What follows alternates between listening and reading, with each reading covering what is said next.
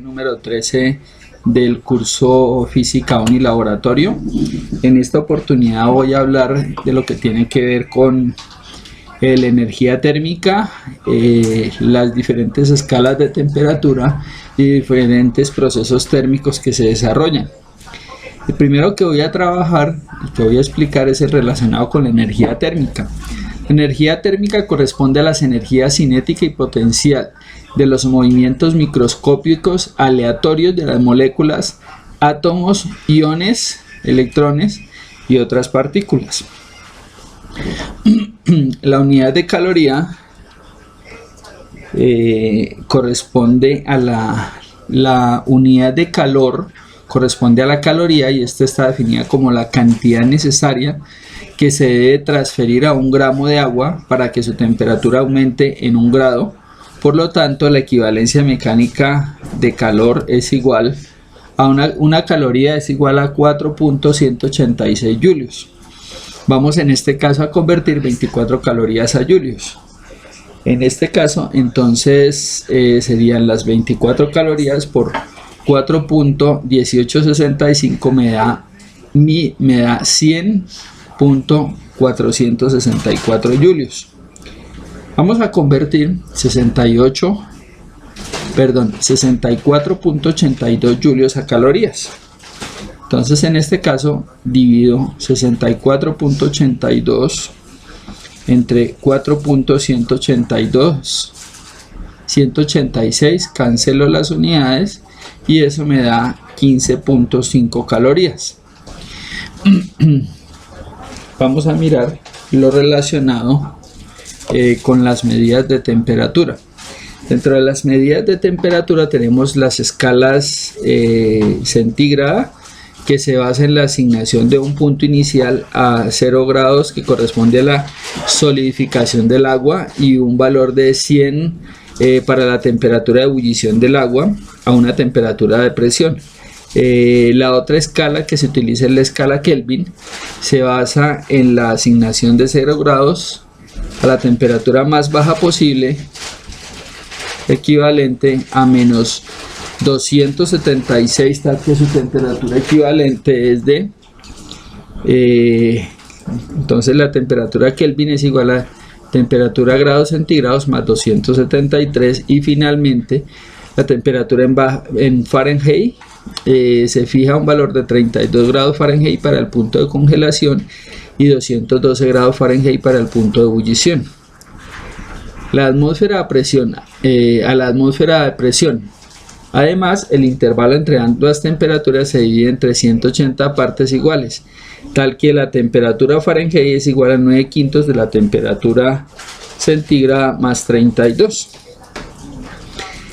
Convirtamos, por ejemplo, 37 grados centígrados a grados Fahrenheit. Entonces diría 37 grados centígrados más 273 me daría 310 grados Kelvin, y vamos a convertir grados Fahrenheit, 124 grados centígrados a grados Fahrenheit. Serían 9/5 por 124 más 32 me daría 255.2 grados Fahrenheit. A continuación vamos a trabajar lo que tiene que ver con el calor específico. Ese calor específico el calor específico está relacionado con la cantidad de calor que se le debe suministrar a un gramo para que su temperatura aumente 1 grado centígrado, tal que Q es igual a la masa por la variación de temperatura y las unidades son kilocalorías. Está esta tabla, que es el calor específico de los diferentes medios. Vamos, por ejemplo, a convertir 0.12 kilogramos de agua, que está a 24 grados centígrados, en una olla de aluminio de 0.24 kilogramos, que se encuentran a la misma temperatura. Cuando se debe ¿Cuánto calor se debe suministrar para llevar la agua y la olla a una temperatura de 100 grados centígrados? Calculo las diferencias entre las temperaturas calculamos el calor que se le aplica a la masa de agua. Entonces sería la masa de agua por el coeficiente del agua por la variación de temperatura. En este caso serían 0.12 kilogramos por 1.00 kilocalorías sobre kilogramos por grados centígrados por 76 grados centígrados, que es la diferencia entre las temperaturas. El calor para este caso sería de 633.33 kilocalorías. Calculamos la cantidad de calor que se le suministra a la olla de aluminio, entonces serían 0.24 por 0.215 por 76 serían 68.08, y estos dos valores se suman para hallar la cantidad de calor total que tiene el sistema. A continuación vamos a trabajar lo relacionado con la conductividad térmica. Esta conductividad térmica corresponde al calor que fluye a través de un sólido por unidad de tiempo y corresponde a una propiedad característica de cada uno de los materiales, tal que la variación de calor sobre la variación de temperatura es K por A, temperatura 2 menos temperatura 1 sobre el espesor de la superficie. Además, esta conductividad térmica cumple que la cantidad de calor que fluye es directamente proporcional al espesor de la lámina y directamente proporcional a la diferencia de las temperaturas. Trabajamos con esta tabla.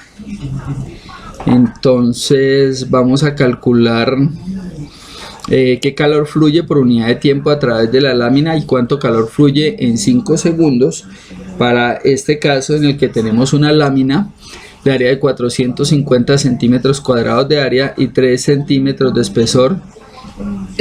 Si las caras tienen una temperatura de 50 grados centígrados y en el extremo opuesto tenemos 20 grados centígrados. Calculamos las diferencias entre las temperaturas, multiplicamos por el área y multiplicamos por la constante, me daría 2250 calorías sobre segundo. Si multiplico las 2250 calorías por segundo por los 5 segundos, eso me daría 11.250 calorías. Vamos a trabajar lo relacionado con la dilatación de los cuerpos.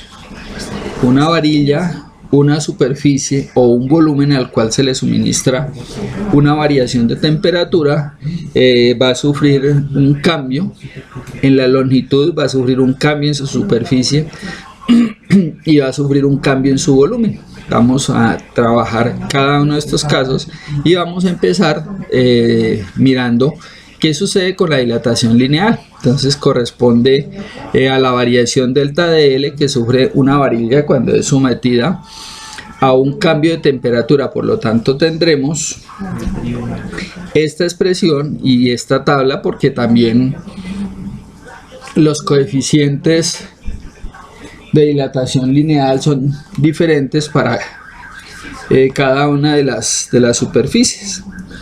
Vamos a calcularlo para una varilla de acero que tiene una longitud de 2.34 metros. Si se es sometida a una variación de temperatura de 23 grados centígrados, vamos a establecer la variación. Entonces serían 11 por 10 a la menos 6 por 3.34 por 23 me daría 8.4502 por 10 a la menos 4 metros. Vamos a mirar lo relacionado con la dilatación superficial. Entonces vamos a tener un área delta de S a la cual se le suministra una variación de temperatura. En este caso la variación de dilatación superficial será igual a 1 más 2 alfa por el área inicial por la variación de temperatura.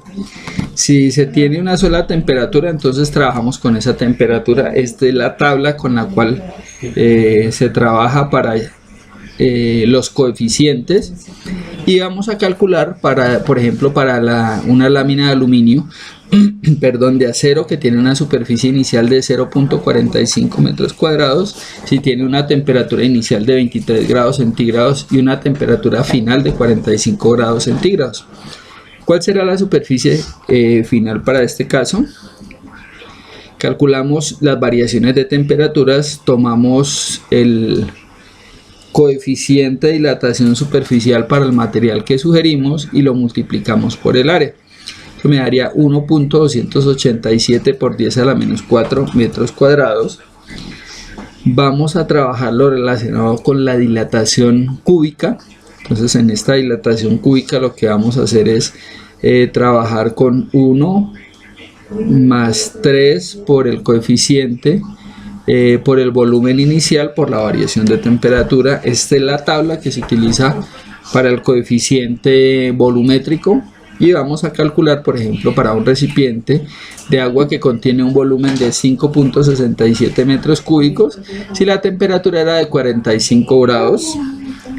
Trabajamos con el coeficiente del agua por 45 por 5.67, me daría 5.13 por 10 a la 10 metros cúbicos. Vamos a trabajar a continuación lo relacionado con la conducción térmica. Dentro de esta conducción térmica hay dos conceptos y dos componentes que son importantes. Uno tiene que ver con el flujo de calor que corresponde al transporte de calor o la corriente de calor, que es L, a la cantidad de calor que pasa por algún lugar dentro de una barra por una unidad de tiempo tal que se tiene una relación de cambio, y la conductividad térmica, que corresponde al flujo de calor en una conductividad térmica tal que los extremos se mantienen a temperaturas constantes. Para este caso también se tiene un valor K, que es un valor que depende del material el cual estemos trabajando, y las unidades son julios, segundos, metros por grados centígrados. Vamos a trabajar con una casa se construye con ladrillos y con paredes de 40 centímetros de espesor. La pared de las habitaciones miden 7.8 y 3.7 metros. ¿Cuál será el flujo de calor a través de la pared si la temperatura interna es de 27 grados centígrados y la exterior es de menos 28 grados centígrados? Calculamos las dos temperaturas. Posteriormente tenemos en cuenta la delta de X, que corresponde a la variación o al espesor del ladrillo. Calculamos el área de la pared multiplicando las dos longitudes dadas anteriormente, y vamos a trabajar con 0.63 por 28.86 por 55 en 0.40, me da 2499.10 julios sobre segundos. Muchísimas gracias y muchos éxitos.